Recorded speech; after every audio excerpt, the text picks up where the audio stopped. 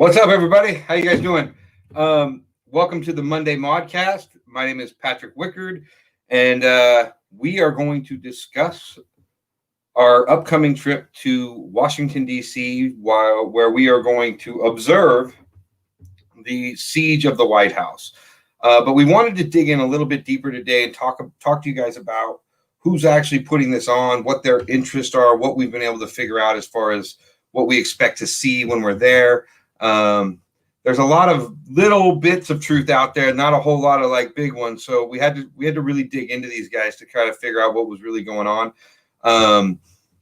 But there's some interesting things that I think you guys are going to be really fascinated by, and ultimately, like, we're going to see it firsthand for ourselves.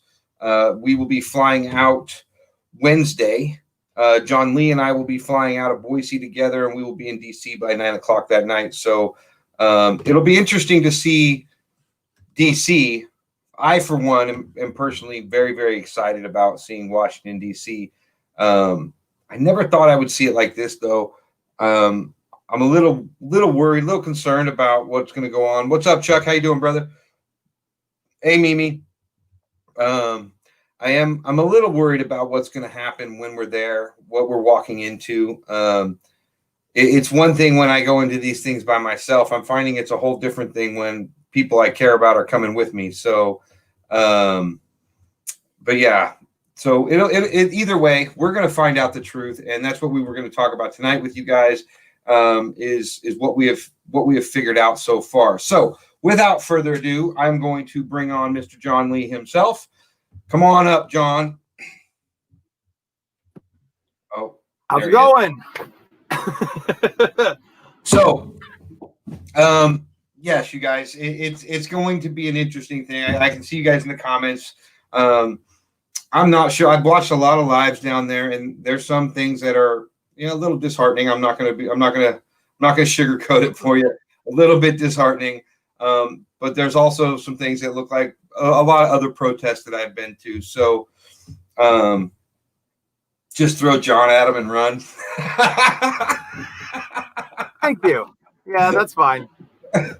But no, I want to jump right into this. We only have an hour for this show, and I don't want to waste any time because we got a lot to cover. So, John, who is actually putting on or who started this whole process of putting on this particular protest? Who titled it The Siege of the White House? And why is this such an interesting fact? Go, John. Okay, so I'm going to admit I had a little bit of a lapse in my earlier research. Okay, so when I first looked these guys up, I tied them to Occupy Wall Street. I wrote them off as like that neoliberalism coming from like Berkeley and the regular social equality type activism that we normally see coming out of, some more of our liberal friends, right? That doesn't seem to actually fit. So entirely accurate now, is it? This is a little interesting, and obviously you already know we were digging into this a little bit ourselves. But when we started looking up the people that actually are hosting this White House siege and who came up with the idea to call it the White House siege and to do these types of things, it gets a little weird. They're actually from Canada. So when we look at them and we're like, okay, so they're actually from Canada, and they're the ones that put on Occupy Wall Street. And then it came down to really turn out to be that this is an organization that started in the 1980s. And their idea was basically to wage war in a more corporate sense against a lot of these different these big companies and these supposed rich elite that are controlling society and everything. Wait, John, hold on. Are you telling me that a Canadian company with corporate interest in America is planning a siege of our White House? And nobody's afraid. Screaming, what the hell? Yeah. Because personally, I don't know about you, bro, but personally, I'm going to be really honest with you guys. This pisses me off, like straight up. This makes me upset. Why are we allowing a non-American based company to come in here and and manipulate our political system for their advantage. This is outrageous to me. So this now, is, I mean, imagine for a second that that's us, right? Imagine that right now in the private sector, we decided to start a company like Breathe America, right? And right. what we're going to do is we're going to travel to Canada and we're going to go to their nation's capital and we're going to go to their Capitol building and we're going to whip up as many Canadians as possible to actually lay siege to their own capital and wait a second. Essentially, corporate warfare. On the heels of a major political election, I mean, I remember the media losing their damn mind over this idea that the Russians interfered with our elections. Well, now we got Canadian business drumming up a whole bunch of anti-Americanism stuff, siege the White House. Some of the things that we're going to share with you guys tonight you guys are going to be really surprised with. But what they're doing is messing with our election. We're allowing a private company from another country to do this, and nobody says anything. Why is Fox not reporting on this? Why is CNN not reporting on this? Why is ABC and NBC and MSNBC? Why is nobody reporting on the fact that we have a Canadian company trying to manipulate the American people going into an election? I'm just curious. Well, that's not all that they've done, though. When you look back at their history, you realize that this isn't something new. So yeah, we remember Occupy Wall Street, but essentially their whole entire platform is anti-consumerism and it's basically global capitalism. So in reality, they've also hosted this thing called Buy Nothing Day, which was essentially supposed to be an economic strike against all consumerism. They did a thing where it was TV turn off week, where they literally launched themselves against all television broadcasting. And they've actually gotten to lawsuits before with some networks that they were actually on because they would not advertise their advertisements. Like basically they wouldn't put them on. Well, The reason they wouldn't put them on is because they were screaming like, say you're a TV network, who's going to put on an ad and be like, yeah, okay, we're going to host this ad, 35 seconds of our airtime dedicated to making sure that nobody else watches TV again for the rest of their life. Because that was their whole entire goal and their agenda. Right. So when I looked at like what they really were and what it came down to, I saw that it was a very small group of relatively wealthy. They're documentary filmmakers, actually, much in the vein of like Michael Moore or whatever, that kind of idea, except Michael Moore at least does it in a semi-American way. I don't mind liberal Americans. I definitely have some things to say about basically liberal out of country people. I mean, I don't want to call them necessarily foreigners, but those foreign to United States soil coming here to wage a proposed propaganda / economic campaign against what they deem to be corporate capitalism and its corruption in our country. So when it really comes down to it, you're like, wait a minute, who are you? What I find really interesting is, like we've talked before, I brought this up before, how I don't like lobbying, right? And I don't like lobbying because it's literally like a company with enough money has the ability to basically buy whatever legislation that will help them to make more money, right? That's why I'm not a big fan of lobbying. I'm not a big fan of businesses being in our government, period. I think our political system should run independent of itself without say major corporations that are trying to gain a corporate advantage in their business. That's my personal thoughts on the matter. But I am definitely against a company from another country coming here and trying to do the same thing, all while drumming up this unrest with the people. I mean, just the title, like the thing that caught my attention about this from the very, very beginning was why in the hell would they call it the siege of the White House? I mean, we know what the implication of the word siege is, and I'm going to take them at their word. Now, we also know that that's never going to happen at the White House, but then they do an open call and they invite anybody who's anti-American or anti-government or anti-anything to come and join them. And now we have a situation, one that could turn very ugly very quickly. And I'm sorry, this is all being allowed because of a foreign company manipulating the current situation. Do you feel in any way, Patrick, that like, let's look at like the BLM movement as opposed to the BLM organization and the BLM corporate insanity that we've seen. Let's just look at the BLM movement. Like, how many people have piggybacked onto that situation and turned it into something that is profitable for themselves, that is, you know, kind of anti the entire purpose of the situation? That's why, like, nowadays you hear people, the people that are like, you know, me, that were protester right off the bat, because I believe in legal reform and I believe in every American's constitutional right to protest. I'm pretty quiet these days because there is so much sinister organizations, groups. I mean, there's so much that's attached to it now. And like, I feel like they took something that was supposed to be for something else, and they've spun it into the worst direction they possibly could. And they've gone all in, you know, and then like, I have a really hard time with it now, you know, like, I mean, I really do. I have a hard time backing it, but to see it happen from like a foreign entity, foreign to the United States of America, coming in and weighing in on something that is causing this kind of domestic civil unrest. That's, I mean, isn't that what we get yelled at for all the time on the world stage by the same country and other countries just like them?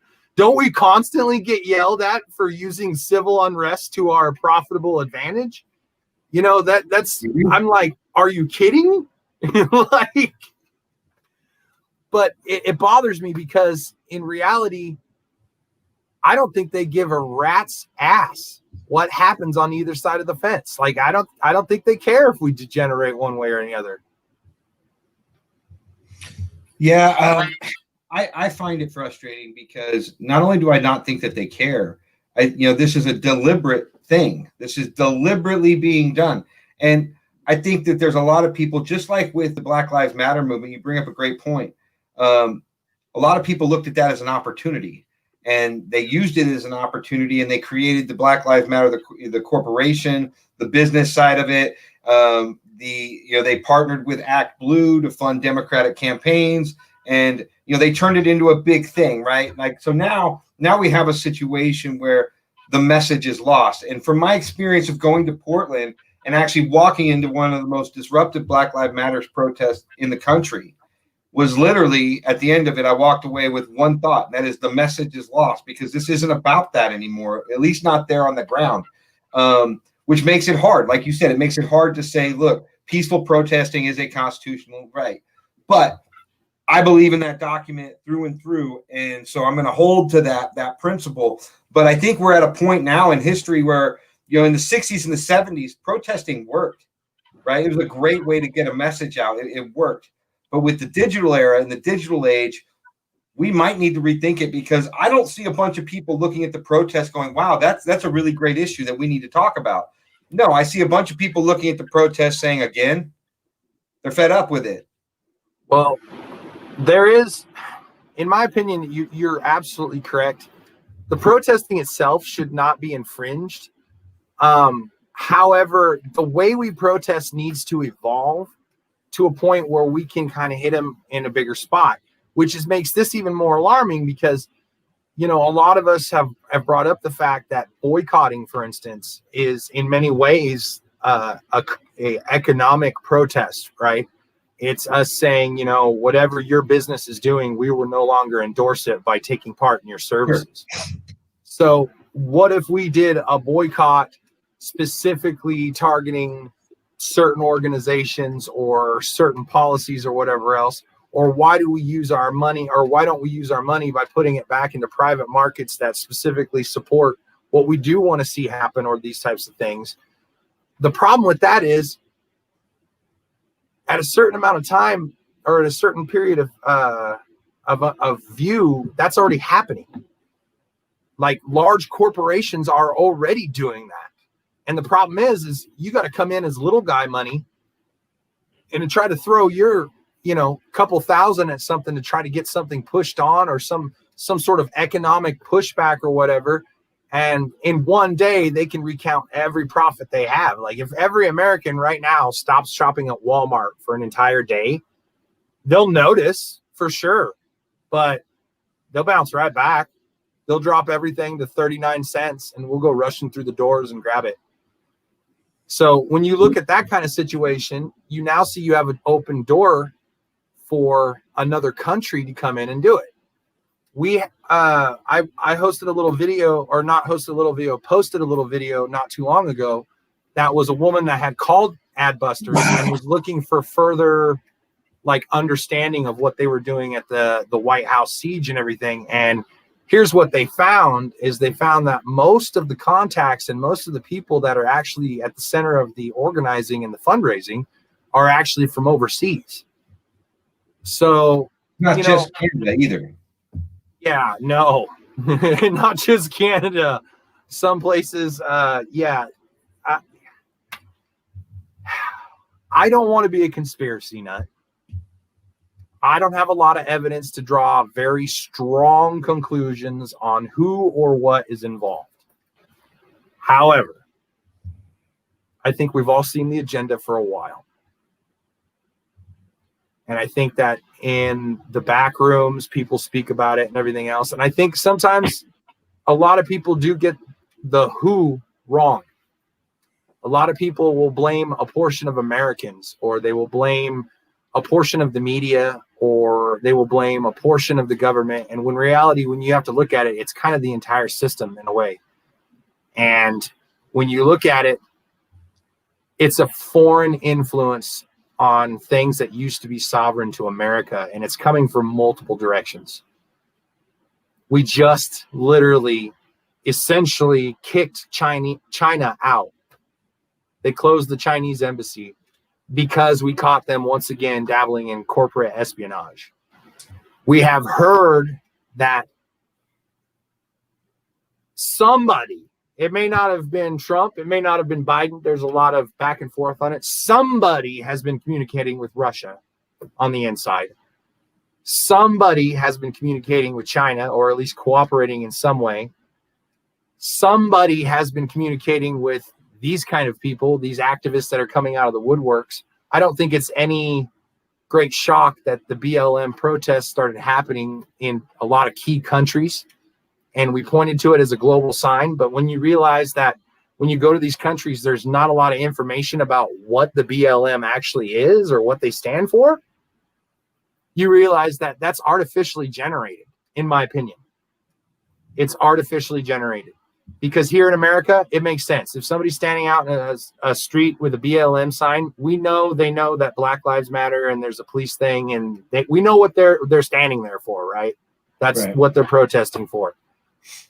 What are the thousands and thousands of other people that are protesting out there in these countries that the BLM protest shows up? They get a whole lot of photo opportunities. They have a big rally, and then they go away. Our BLM protests don't go away. We're still there. Obviously, it's something the nation is struggling with right now, right? Right. So this starts to reek of like an opportunistic angle. Don't you think?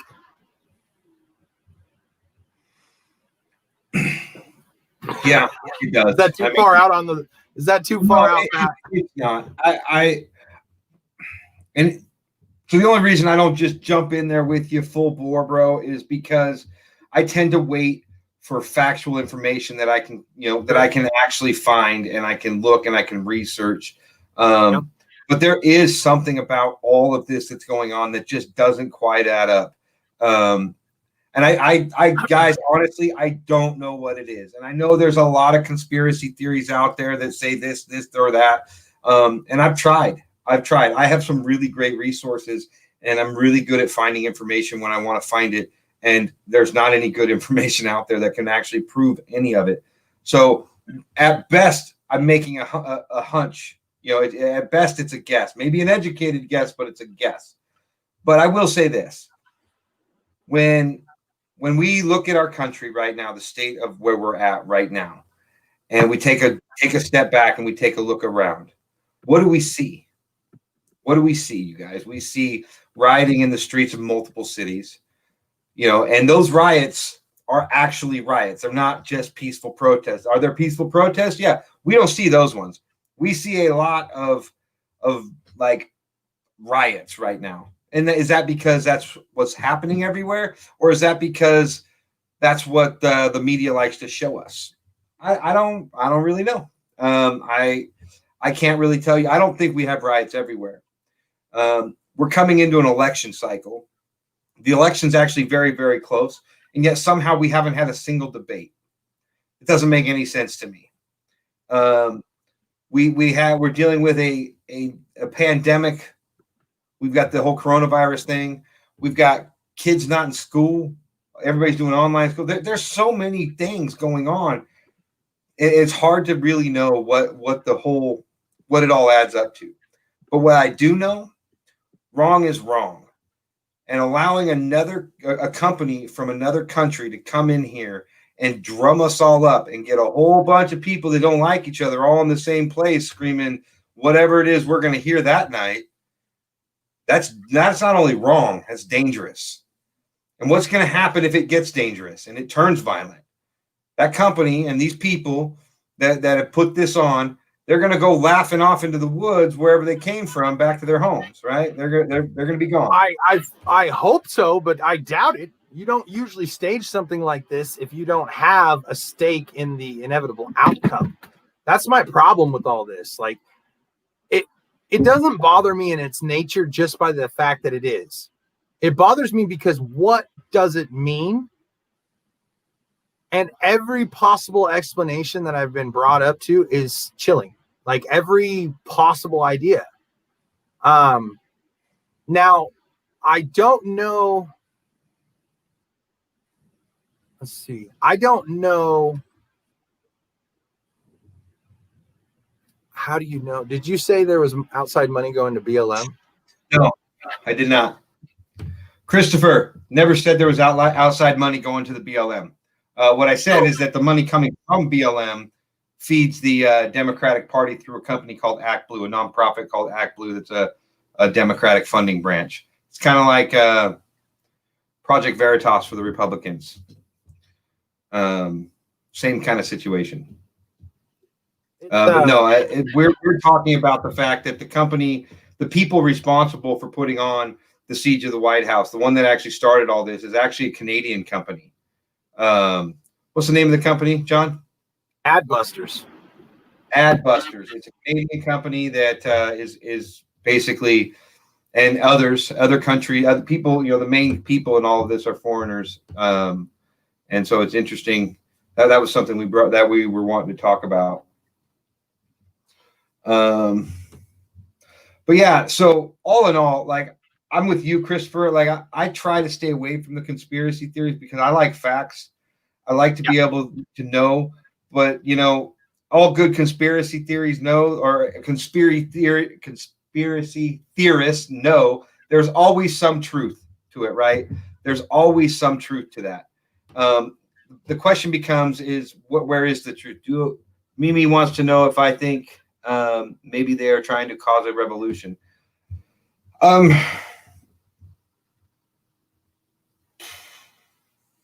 That's a really great question. Yeah, maybe they are.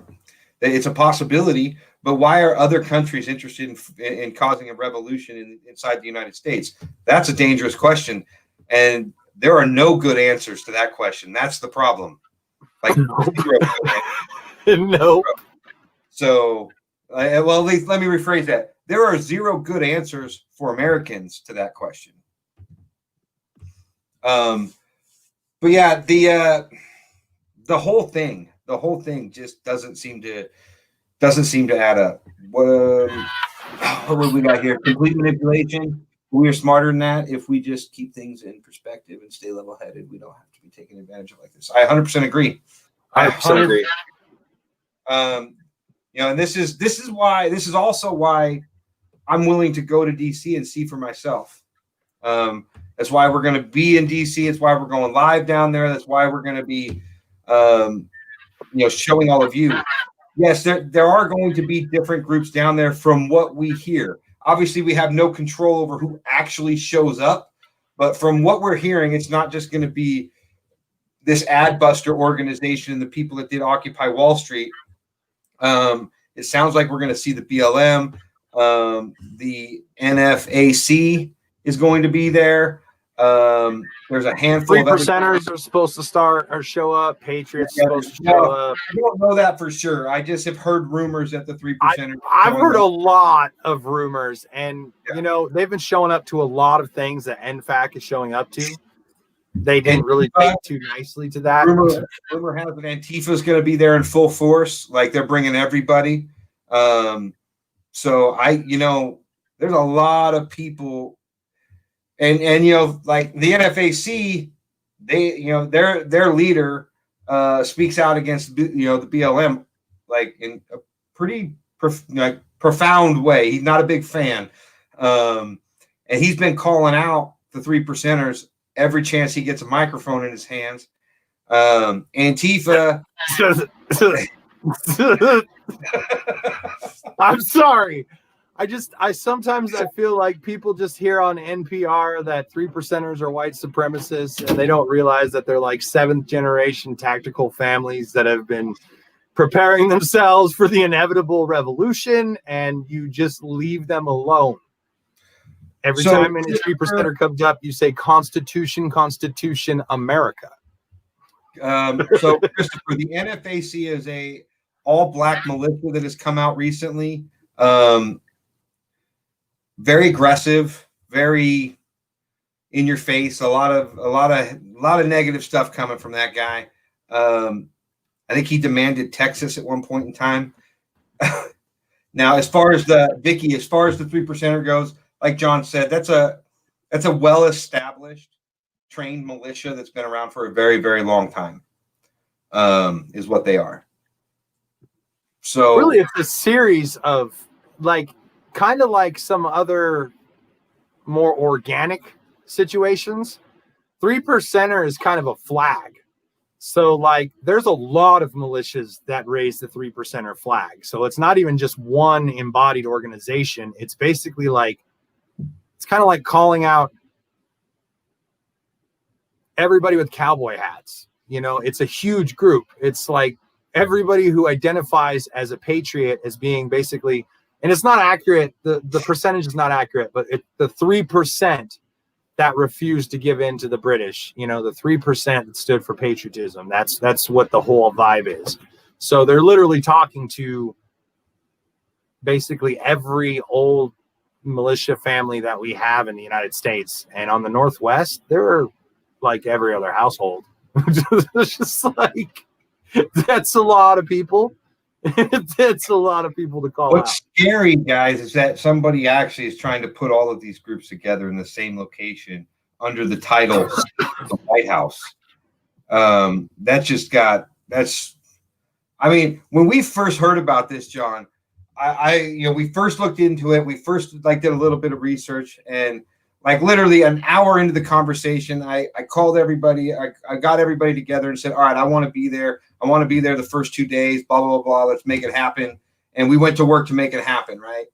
I'm going to tell you guys right now, if I had all this information then, I might not make the same decision straight up, because this is a difficult situation to be walking into. But I'm committed now, and I've never backed down from anything, so I'm going to be there. Let's see. Vicky says it sounds like they should all be walking into one area and let them fight it out.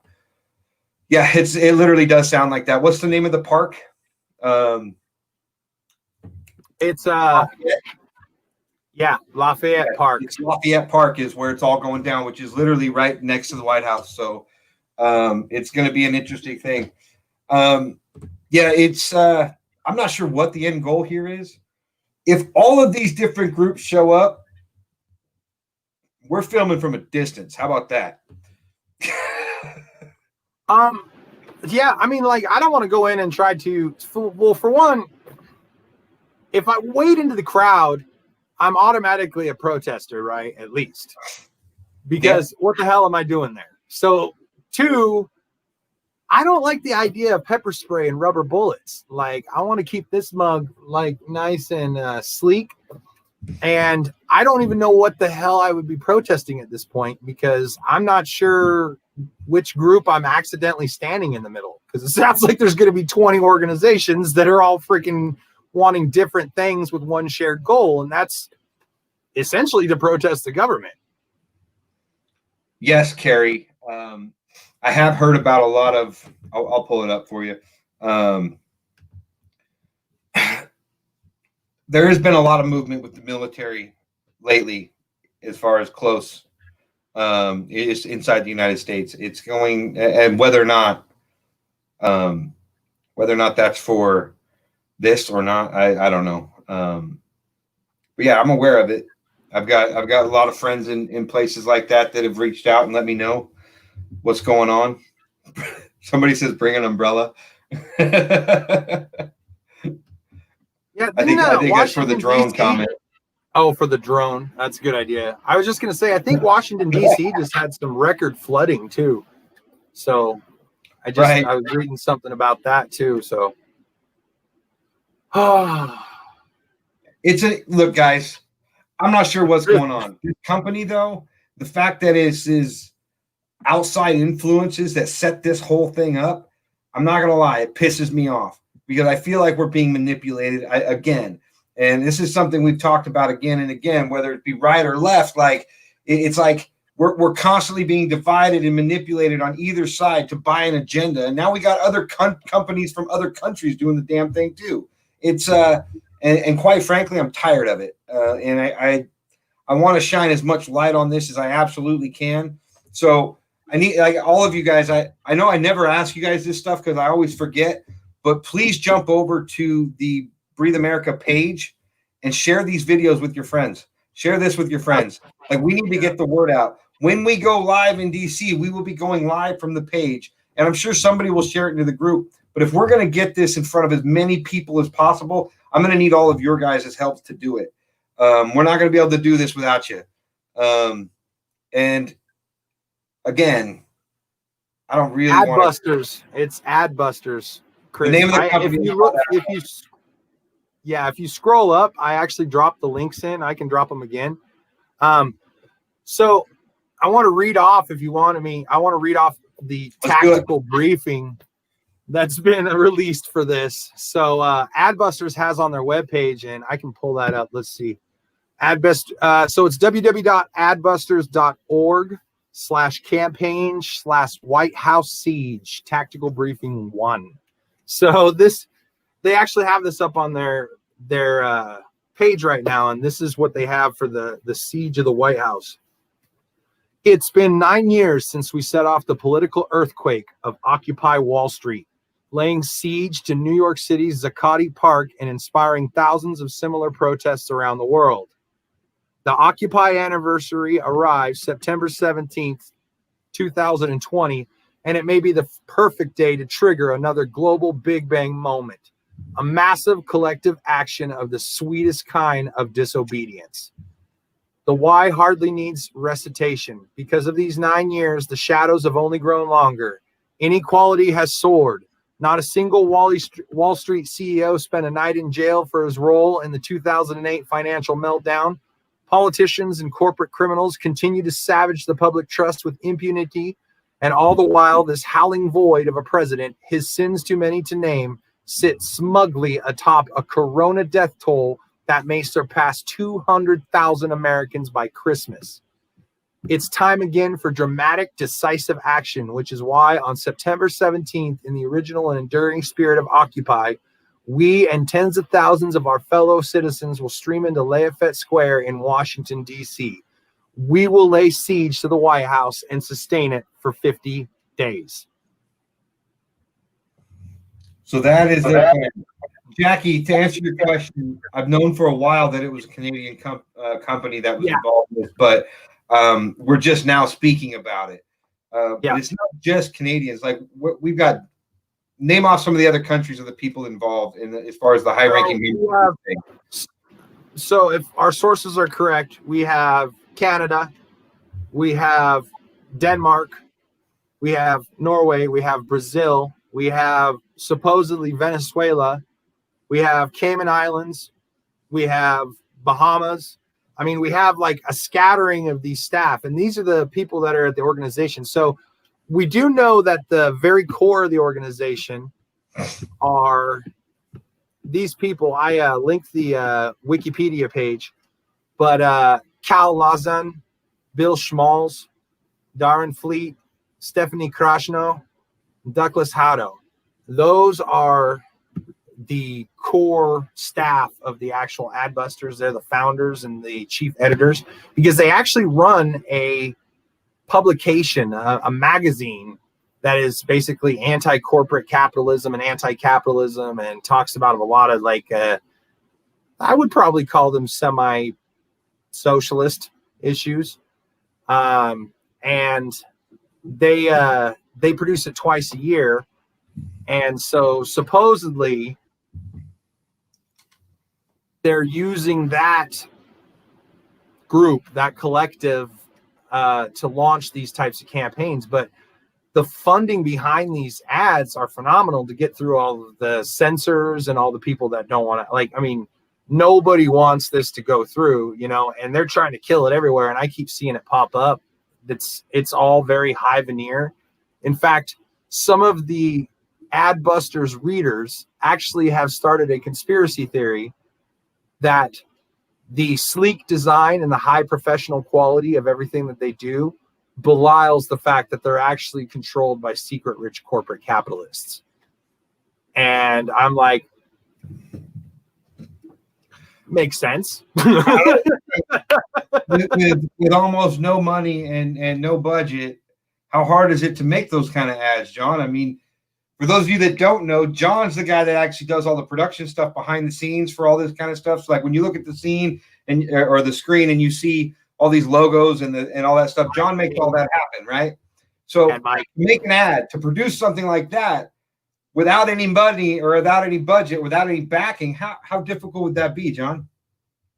It's incredible to be able to get this kind of spread on something like this. Like, you got to understand, like on social media, things can spread pretty fast. You know what I mean? Mm-hmm. But we consider something that hits like just at 1 million views or something like that. That's viral, right? You know, these guys have been steadfastly campaigning since prior to the social media craze, back when we were all jamming out on MySpace, and they were getting hundreds and hundreds and hundreds of thousands of Americans to march for their causes.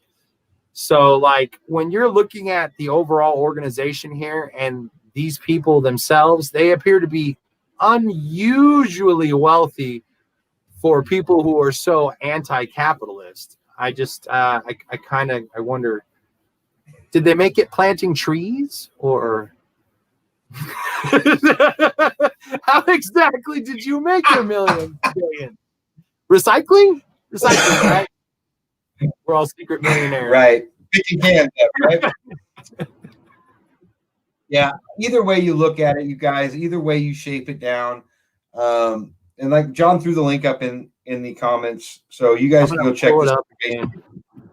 You guys can go pull this information up yourself and check it out. This is where we got all of it. Kevin, I saw before I meant to answer your question. You asked, where did I get all this information? Where do we look?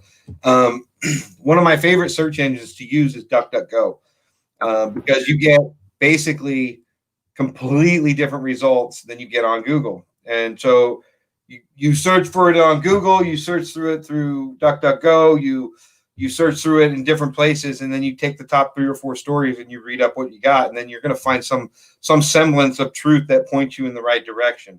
Now, you will find some crazy. Yes. Sprinkled in there. You may have to skip past the lizard people, but there is absolutely some truth in there. Basically, if you're trying to figure out information, never Google it.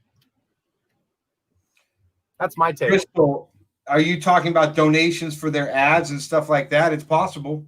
It's 100% possible that they've raised the money to be able to do it on that scale. But that would be quite the effective long-range funding campaign, because I I think they've been at this for how many years? Like since before Occupy Wall Street, which was what, 2009? Yeah. Well, they so formed according to them, they actually became the Adbusters Media Foundation, which was a not-for-profit pro-environment organization. They were founded in 1989 in Vancouver, British Columbia. So it is, and they describe themselves as a global network of artists, activists, writers, pranksters, students, educators, and entrepreneurs who want to advance the new social activist movement of the information age. So, like in '89, they were planning to do this, not necessarily this, but this. So I'm like, hey, wait a minute. What? You mean to tell me they've been at this since I was 9 years old? Yes. So I'm like, wait a minute. Man. This is not. I thought they sprang up organically when the housing market crashed in 2008 and 2009. Sure. No, I thought that's where they came from, but. Yeah, it's, man, I don't like it. I don't like it. And you know what? Here's the other thing. That might have been their mission in 1989, but things change, and who ultimately pays the price for all of this? I can tell you the answer. It's real simple. It's the American people. We all will pay the price for all of this. And I'm not big on what I think that price is going to be, especially if all the people we talked about earlier are the ones showing up to this event. I have a feeling it's not going to be a barbecue. Let's just say that. I don't think we're making burgers and dogs and kicking back a few beers and having a good laugh, right? Like, I don't really see it going that way. Do you? No. I just, I don't. If I could say one thing to a lot of the protesters out there and actually have them hear me, is, and even the rioters, don't make it easier for them. Don't make it easier for the people that have been wanting to get in the door for a very, very long time into the American system and the American politics. Don't make it easier. Don't tear each other apart. Don't set fire to our society, because that is when we are going to get these outside encroachments. That's when we're going to see the shift, and we're going to see these people that have been trying for a long time to get through the door. I don't want to sound like a broken record, but I just want to throw up. Don't trust Russia. I don't care what anybody says. Don't trust Putin. Oh my God. Sorry. No. Sorry. I just needed to get that out. America, don't trust Russia. I don't know if everybody watching knows this or not. John's not a huge fan of Russia. I like Russian citizens. You guys are fine. I just don't like your glorious dictator or his trappings of democracy that he shrouds himself in like a wolf in sheep's clothing while he licks his chops and the blood of his people drip from his cruel, sharp fangs as he smiles to the world. All right, John, breathe. Breathe, brother. Deep. Come on. It's all right, brother. It's all right. No, I would say the same thing. Like, it has been said many a times throughout history by many different presidents and many different philosophers and people that America will never be conquered through force. It will be conquered from within, right? And that is the only way to do it. We are separated by our enemies by oceans. We are set. We have all of this. I mean, take a look around. Take it all of that we have accomplished in all of the years that we're here. Look at what we are. Nobody's capable of coming and taking that unless they can get us to a weakened state. And that is exactly what I see happening. Now, I don't know if foreigners are coming in to, take advantage of situations. It certainly appears that way. It certainly appears that way based on the information I've been reading the last couple of days. But it also is quite possible that if these people are successful and they get this 50-day siege of the White House going, which they're going to go right up to the election for sure. And depending on the results of the election, I imagine it'll either keep going or it'll stop. Those are my immediate thoughts. But the point I want to make to you guys is if we are weakened to the point that others see the opportunity, like Russia, for example, or China, who's awfully pissed at us all of a sudden. And who's best friends with Russia? Sorry. China. Exactly. You John, cannot breathe. ignore John, one and yell at the other. John, breathe, John, breathe. Okay, sorry. This is John all day, every day. Yeah, Heather, you're absolutely right. We have a weak spot, and it's very exposed right now. It's very exposed. This is how we end up in a bad situation, you guys. And I'm going to tell you right now, it has never, ever been more important than right now to drop the labels and recognize that we are Americans first, period. Americans first. We have to come together. We have to stand together. We cannot allow outside influences in any way to dictate our reactions to these things. So to all of the groups that are going to be there, we are going to be there. We're going to be speaking to everybody that we can. We're going to be shining light on as much of this as we can. And hopefully it stays peaceful, and maybe we can help some people understand things better. We're going with all the information that we've been able to gather about what's actually going on, who put this on, and who they really are. Right? And then we'll find out if these groups are actually interested in who they're supporting. And I gotta believe that as Americans, they're not. Dude, I'm telling you right now. So after the last 6 months of political mudslinging that we've seen, and all the crap that has come out from both sides, and people have dug up and they're like, look at this sinister statement from 1979. Look at this sinister statement from 1983. Look at all this different. Like, I don't trust anybody right now. I literally do not. I trust you, Patrick, and I trust Mike. Thank you. At this point, like, I have so little confidence in anyone, like on the political stage, anywhere. I'm just like, I don't. They're like, are you with us? I'm like, I don't know. You have to answer a very long series of questions before I can answer that. There's an old Chinese proverb that says, whoa, hold up, time out, everybody. It is my great pleasure to introduce to you guys the other man that is going to be with us there this weekend or on this trip to DC. Mr. Mike is in the house. Welcome to the show, Mike. Have you been watching? What are your thoughts? My thoughts are, along with reminding everybody to not tear each other down and burn things and let outside influences in, let's not jump to dismissing the voices we might hear there just because this thing is helped to be organized by a Canadian company. There's going to be a lot of Americans there with American opinions. We're going to see both sides. We're going to talk to people there. I believe we're going to be trying to meet up with a few other journalistic people that are on multiple sides of the spectrum. We're not just going to be talking to socialists or that group of people. We're going to be trying to get as many voices as possible.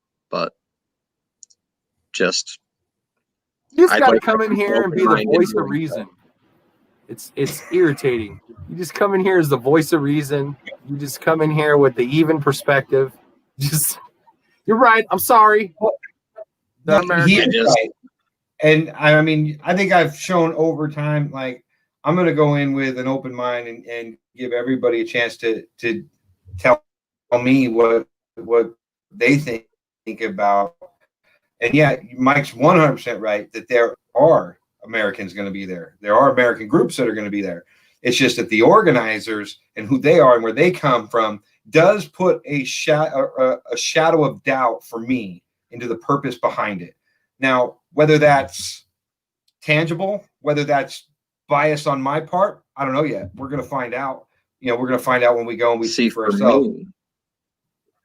For me, that's more reason to listen to Americans there rather than the hype and what's on a website right now and what the organizers want to write. I want to go hear the people. Sure. I always want to hear the people. I agree with that 100%. 100%. The Well, organizers, though, we're going to have to figure them out too along the way at some point. Go ahead, John. If you, Mike's really good point, because really, say we're worried about, well, I mean, I'm just going to say it. I am worried about a certain amount of foreign influence, not just here, but also this organization in general, which weighs in so heavily. But how would we combat that, right? We have to talk to the American people. Right. We have to tell them you're being manipulated. And we have to do it in a way where we're not like, shut up, you're ignorant. You're being used. Your whole life's a lie. You know, like nobody has come to truth that way. Nobody. They're just like, what? No, sir. Your life. And we have to be aware enough to not necessarily this issue, but in most things, right? We need to not completely dismiss opinions just based on who they come from. We need to listen to the opinions. You know, we need to, there might be a speck of truth that is a great idea for this country amongst a bunch of bull. It's like that in anything, just like with police reform, right? There's stuff that I think can help police in doing police reform as well as the public. You know, you can't dismiss everything just because it's coming from a certain side or a certain source, or the fact that it's organized by these people, or that's why it's worth listening to the opinion and the people, because not everybody's going to see it the same either. A lot of different ideas spring up from different minds viewing the same things, you know? You know, all in all, at the end of the day, this country is ours. It's the American people's country. This is who it belongs to us. And ultimately, it is up to us to decide how it is ran and which direction it goes and all of these questions, right? And for far too long, those things have been decided by people other than us, I believe. And we are easily manipulated. We are easily divided. There's so many different angles to all of this. And I think that's why, while I get what you're saying and I respect it, I really do. But when it comes to outside influence, like I remember how the media reacted to the idea that the Russians interfered with our election. You know, now that was a big deal, right? Now, we haven't been able to prove it in 4+ years of investigation to this point. We don't have any actual facts yet. If it's still being investigated, I don't know. I don't know what to say about all that. But the idea that we're going to allow a corporation or a business to come in and manipulate the American people on a similar level, leading into an election, it's just as outrageous to me as the idea of the Russians interfering with the election or with an election. I don't like it either way. What I would ultimately like to see is the American people decide who gets to be in office and what, you know, and I personally, I talked about this earlier, Mike. I don't know if you were watching at that time. I don't want any business involved in our government, and I know you don't either. I definitely don't want any business from another country in here manipulating things and drumming things up, which is why it is so important that we have to talk to the people. We have to get out there and talk to the people that are on the ground, that feel passionately enough about it to show up and put it on the line to be there. I agree. I just think it's just as easily to get manipulated in other ways. It's just as easy to get manipulated over the fear of the other and not listen to the ideal. And we've done that with a lot of things in our country over the years. And I don't know, I try to be aware of that manipulation too. Hey, John, I'm pretty sure that's for you. Oh, yeah. Yeah. You don't want... Here's the problem with the whole scenario is when it comes down to talking to angry protesters that are protesting on the left, out of the three of us, I certainly wouldn't put you as the top pick. Now, if we're dealing with counter protesters, you could be right in front of me.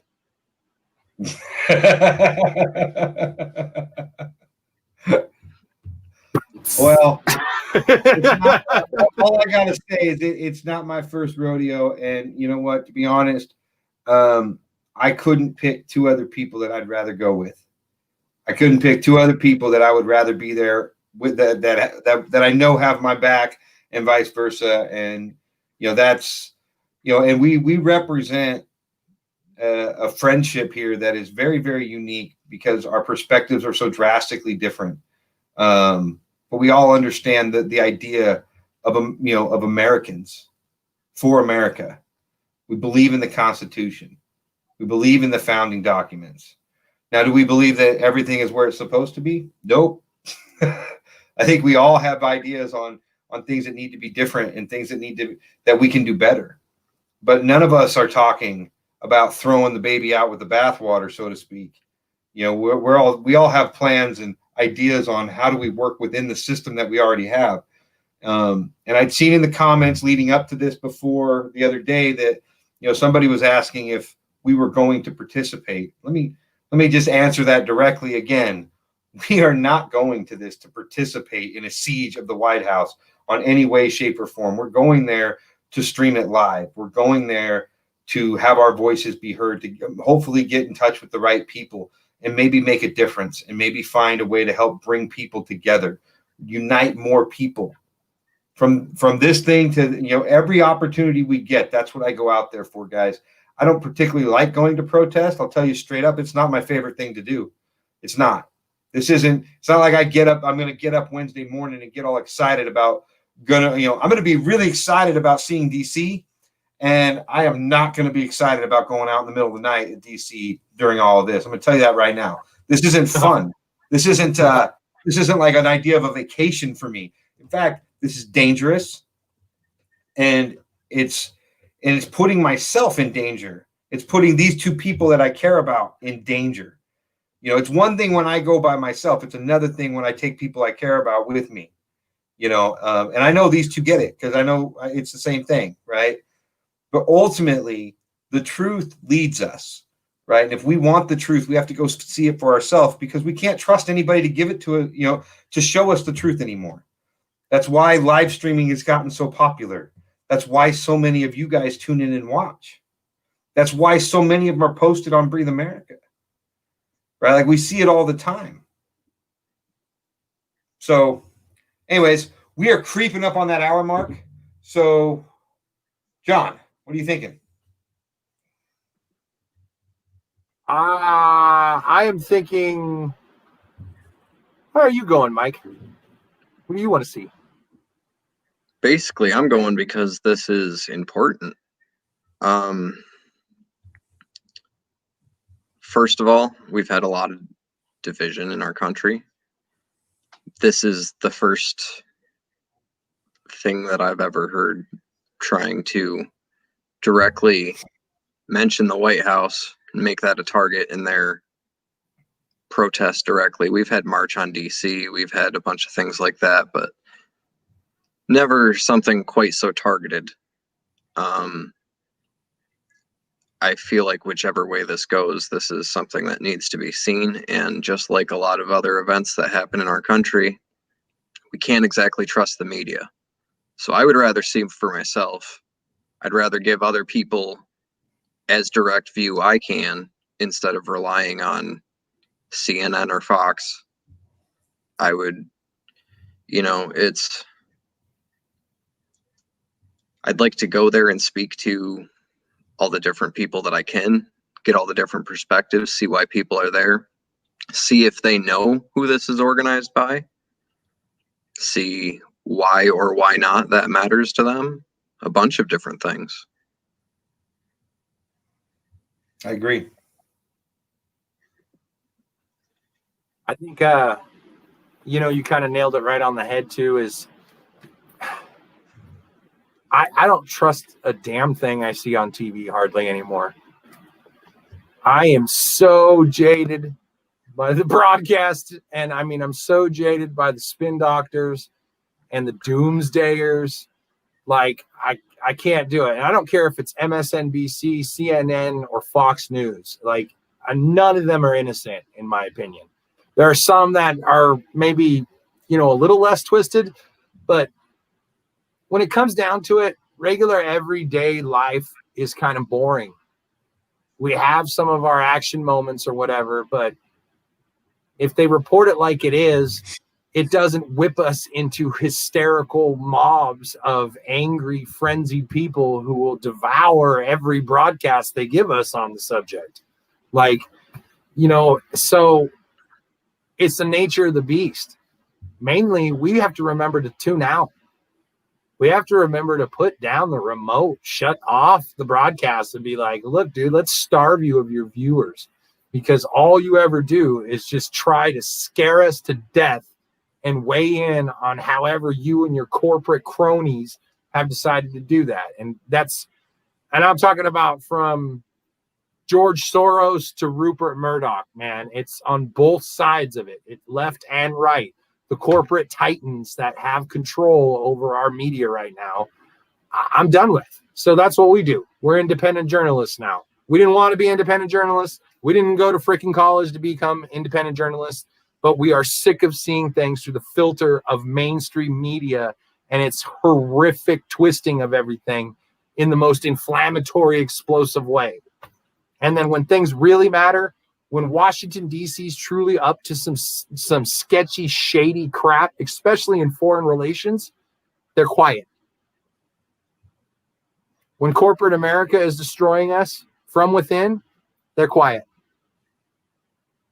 So this is why we do this. This is basically why it started out as a way to bridge the gap. And now it's not only bridge the gap, but to actually perceive what the hell the gap really is without someone else telling us secondhand. 100%. You guys are spot on. The things we see from the media's perspective, I don't trust anymore.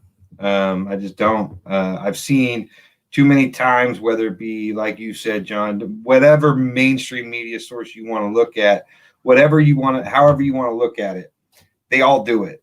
They're all guilty of the same thing. And I've said for a long time, we got to kill them in the ratings, guys. We've got to kill them in the ratings. Stop watching. We have to stop watching. That's the only way they're going to change. It's kind of like, I guess it's the same thing as when we always talk about term limits. Well, stop voting for the same people. We could have term limits right now if we just don't give them a 95% reelection rate. Yeah. Right? Like, stop watching the media. You guys, stop watching their reports, their shows. They are opinion-based news articles that are all driven based on ratings. That is all you need to know. It has nothing to do with the facts. It's about getting the story out first.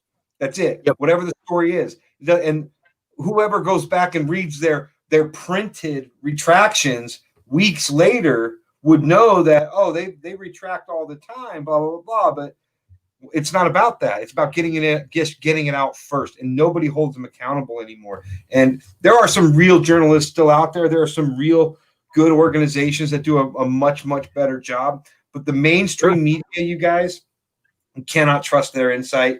You cannot trust their shows. You cannot trust their opinions. We have to just stop watching altogether. We're going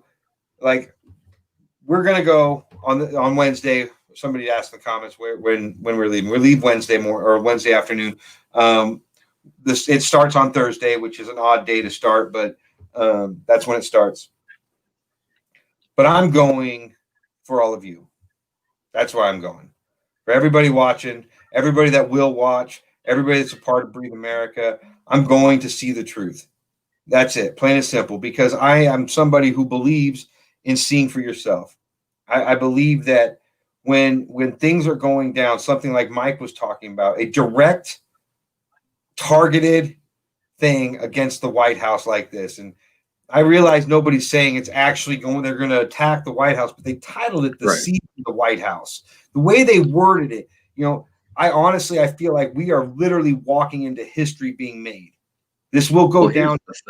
We get the opportunity to be there and watch it. Go ahead, Mike.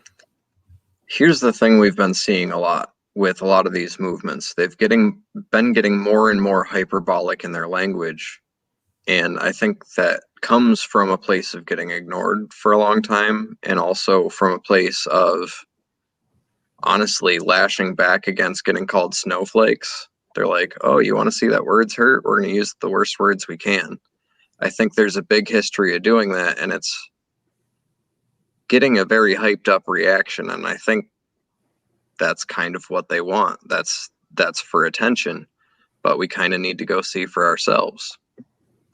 And I think just like the mainstream media, I think a lot of other, even independent journalists, right? There's a lot of people that are very stuck in their own perspective. So even a lot of these independent journalists are swinging one way or the other pretty widely. And one of the things that I think is why we're doing this is because we are balanced between different perspectives. Not even the three of us, right? There's a lot we don't agree on. There's a lot two of us agree on, but the third doesn't. Some stuff all three of us agree on, but a lot of that's broad scope, like we're Americans. And, you know, but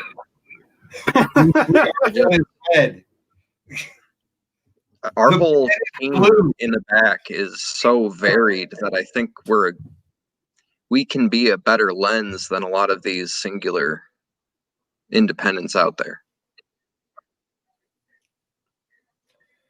I agree completely. At the end of the day, this is the choices that we make, and regardless of the outcome, you know, we go for you guys, we go for ourselves, we go to see truth, we go to be a part of history, and ultimately we go to find where the Americans are, right? The people that are willing to listen, that are willing to hear us.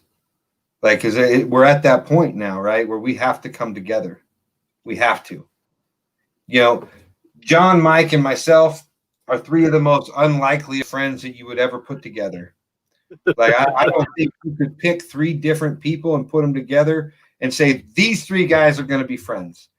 Like, but God bless America, because we are. And that's an amazing thing. And it will be a great trip, I'm sure, to get to spend time with these guys like this. And I'm sure we're going to have a lot of fun at times. But when it comes to the that's something we haven't even talked about. Our lives, you guys, if you haven't gone over to the Breathe America page, Mike, what's the website? Facebook.com/Breathe America page. Yeah, page, not group, page. Go over there, like the page. We are going to be doing the vast majority of our lives from the Breathe America page, which will allow all of you guys the opportunity to share it wherever you want. Like, you can share it on your personal thing, you can share it to your friends' things, however you guys want to do it. Make sure you go over and like the page. We'll keep reminding you until we get there. But honestly, guys, that's where we're going to be going live from. So if you've got notifications turned on from the page, you'll see it. I'm sure people will share it into the group, but we can't do these things from multiple places. And what we might end up doing is having multiple streams going to the page at the same time. I'm not sure. There's a lot of things we're trying to work out as far as the tech side of it. But if you want the notifications as to when we're going live, and we're going to go live a lot over there. We're not just going to go live at the protest all night. We're going to do some live stuff during the day and show you guys some different things. Maybe, you know, I'm sure that Friday morning we'll get out and we'll look at the aftermath of what happened the night before, and we'll go live during that as well. But